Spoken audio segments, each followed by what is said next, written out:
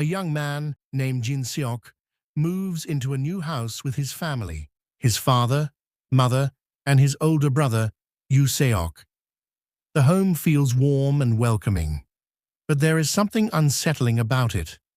A locked room in the house catches Jin Seok's attention, but his parents tell him that the previous owner left some belongings inside and will return for them later. Jin Seok has always admired Yoo Seok. His brother is intelligent, kind, and dependable, someone he looks up to. However, things take a dark turn when Jin Seok begins hearing strange noises coming from the locked room at night. His family dismisses his concerns, but the unease continues to grow.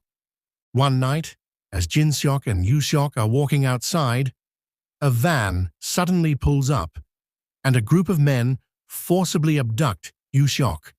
Jin Seok is frozen in fear as the vehicle speeds away. His parents immediately call the police, but there are no leads. Days pass, with no sign of Yoo Seok. 19 days later, Yoo Seok returns home. But something about him is different. He seems distant. His behavior is odd, and Jin Seok begins to suspect that the person who came back might not be his real brother. Jin Seok watches Yoo Seok closely. He notices that his brother, who previously had a limp, now walks perfectly fine. Suspicion takes hold, and one night, he secretly follows him. Yoo Seok leaves the house and meets with two strange men in an alleyway. Jin Seok realizes that these are the same men who had come to their house earlier, claiming to be detectives investigating the abduction. This revelation shocks him. Before he can process what's happening, the men notice him. They immediately chase after him, forcing Jin Seok to flee. Jin Seok manages to hide, but before he can escape, Yoo Seok appears from behind, covering his mouth with a cloth. Everything fades to black. Jin Seok wakes up at his desk, as if nothing had happened. Yoo Seok is lying in bed nearby. Confused and shaken, Jin Seok confronts his brother, telling him that he knows everything. But Yoo Seok calmly reminds him that he forgot to take his medication. He insists that Jin Seok's paranoia is due to his condition, making him question what is real and what isn't. Jin Seok is overwhelmed by doubt. Had it all been a hallucination? Later, Jin Seok tells his mother everything. She is visibly shocked, but before she can respond, they are interrupted. That night, Jin Seok has a nightmare about the locked room. He wakes up in a panic and heads to the kitchen for water. As he stands there, he overhears his mother talking on the phone. What she says sends chills down his spine. She tells someone that Jin Seok is starting to suspect them. Jin Seok realizes that his entire family has been deceiving him. His mother suddenly senses that someone is listening and grows tense. Jin Seok knows he has to escape.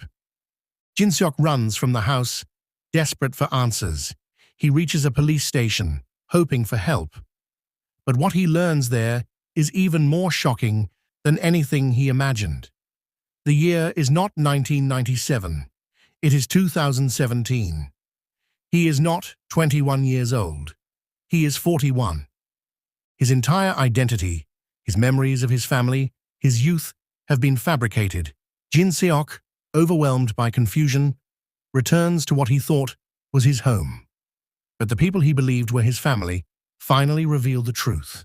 The locked room holds the key to everything.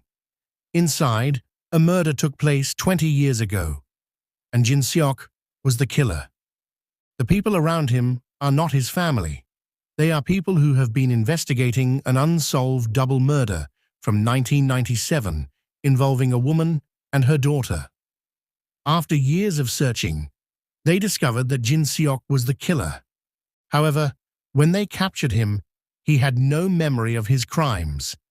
His mind had completely erased the events. No amount of torture could make him confess. So they tried something different. They hired a psychologist and came up with an elaborate plan to take him back to 1997, the time of the murders, and make him relive it. They hypnotized him and recreated his past. The people around him were actors, playing the roles of his family, tricking his mind into believing he was young again. But even after all this, Jin Seok still insisted on his innocence. At this point, they decide there is no use keeping him alive. They plan to kill him. But before they can, Jin Seok escapes. In the process of chasing him, an accident occurs. When he wakes up in the hospital, the truth finally returns to him. 20 years ago, Jin Seok was just a desperate man. His family was in a car accident. His parents died, and his brother was critically injured. The only way to save his brother was through an expensive surgery. With no money, he searched for jobs and found an offer. Someone willing to pay him a huge sum of money. But there was a catch. He had to kill a woman. Jin Seok was hesitant, but eventually agreed. He was given the address and was instructed not to harm the children, only the woman. But when he entered the house, he hesitated. He wanted to leave without hurting anyone. Then, the woman's daughter woke up. She saw him and began screaming.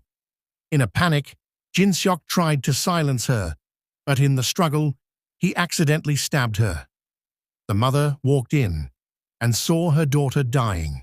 She screamed. Jin Seok, now fully desperate, stabbed her too. As he left, he saw a young boy standing in the hallway. The boy asked where his mother and sister were. Jin Seok, unable to face what he had done, told him to go back to sleep. But as he turned to leave, he noticed something chilling. A family photo. The man in the picture was the doctor in charge of his sick brother. Realizing the horrifying connection, Jin Seok confronted the doctor. But the doctor already knew that he had killed his daughter, which was never part of the plan. A fight broke out. In the struggle, the doctor fell from the building and died. In the present, Jin Seok now fully remembers everything. The man pretending to be his brother was the young boy from that night, the sole survivor. For years, he had lived with the trauma, waiting for this moment. Now, he only wants one thing: to know why Jin Seok did it. Jin Seok, crushed by guilt, confesses the truth. It was never about cruelty or evil. It was just desperation. Hearing this, the man who orchestrated everything walks away and kills himself. Jin Seok, now completely alone and overwhelmed by guilt, makes his final decision. He takes his own life.